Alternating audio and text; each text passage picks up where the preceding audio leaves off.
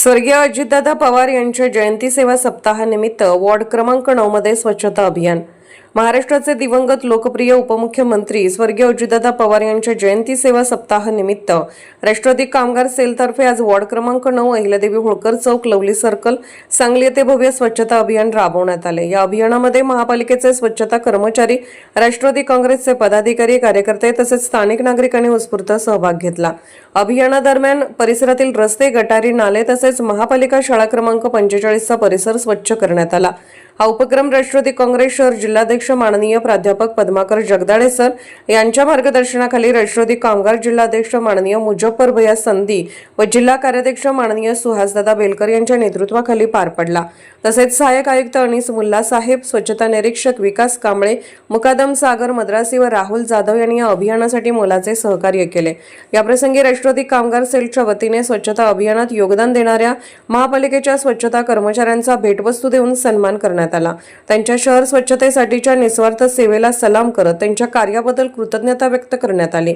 यावेळी उपस्थित मान्यवरांनी स्वच्छ, सुंदर आणि निरोगी शहर घडवण्यासाठी प्रत्येक नागरिकांनी स्वच्छतेची जबाबदारी स्वीकारावी असे आवाहन केले।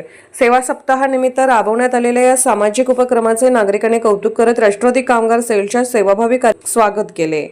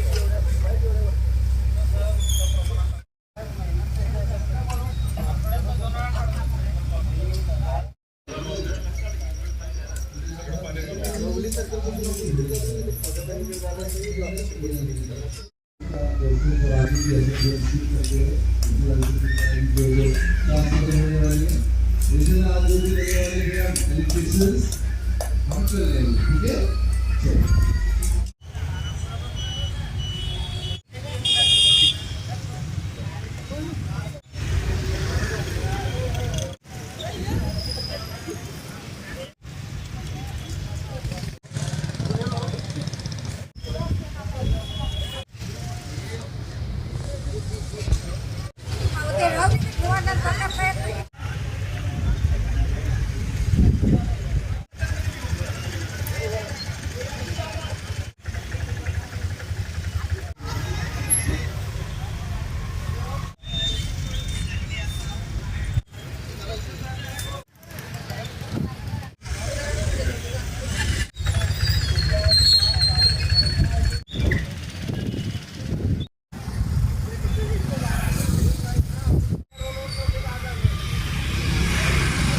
या ठिकाणी अजितदादांच्या जयंतीच्या निमित्तानं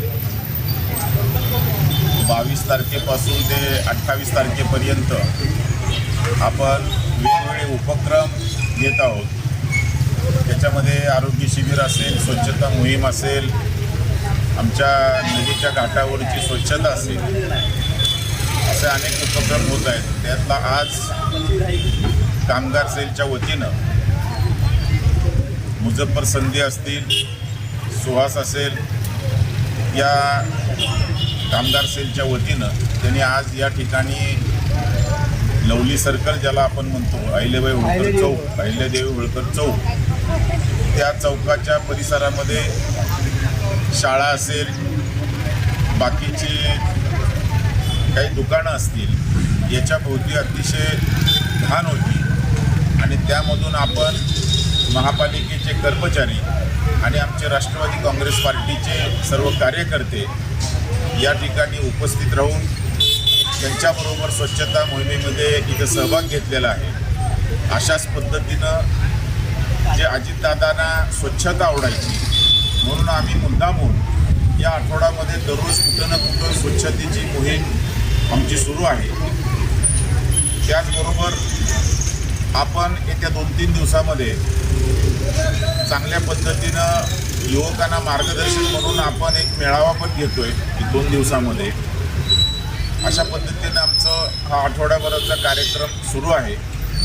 या निमित्तानं मी नागरिकांना आवाहन करतो की स्वच्छता एक दिवसाची होत नाही आहे. स्वच्छता केल्यानंतर तो परिसरसुद्धा अतिशय चांगला ठेवण्याची जबाबदारी आपल्या सर्वांची असते आणि म्हणून या ठिकाणी आमचे उद्योग सेलचे अध्यक्ष संजय कदम असतील, कुपवाड शहर अध्यक्ष दादासाहेब कोळेकर असतील, ही सर्वच मंडळी या ठिकाणी उपस्थित आहेत. मला खात्री आहे की दादांना जे जे आवडायचं ते सर्व गोष्टी आम्ही या ठिकाणी या निमित्तानं करतोय.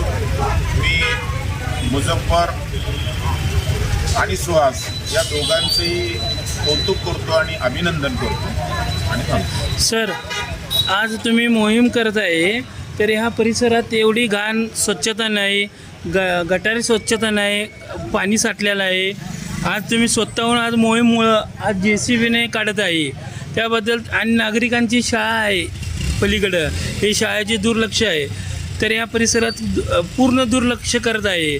आज मोहीममुळं तुम्ही एवढं स्वच्छता करत आहे त्याबद्दल तुमची भूमिका काय? माझं असं मत आहे की खरं तर प्रत्येक वॉर्डमध्ये आपण नगरसेवक निवडून दिलेले आहे आणि त्या नगरसेवकांची जबाबदारी आहे की जिथं जिथं आता इथं जर शाळा आहे, लहान मुलं शिकत आहेत आणि त्यांच्यासमोरच सर्व गटार तुंबलेली आहे आणि सगळं गवत उगवलेलं आहे आणि त्यामुळं अतिशय अस्वच्छता होती. मी आमच्या नगरसेवकांनाही विनंती करतो की किमान शाळेचे परिसर असेल, चौक असेल, लोकांच्या आरोग्याच्या दृष्टीनं स्वच्छता ठेवणं अत्यंत गरजेचं आहे आणि त्या दृष्टिकोनातून मी खरं तर या वॉर्डमध्ये मुझफ्फर संधी आमचं काम करतायत.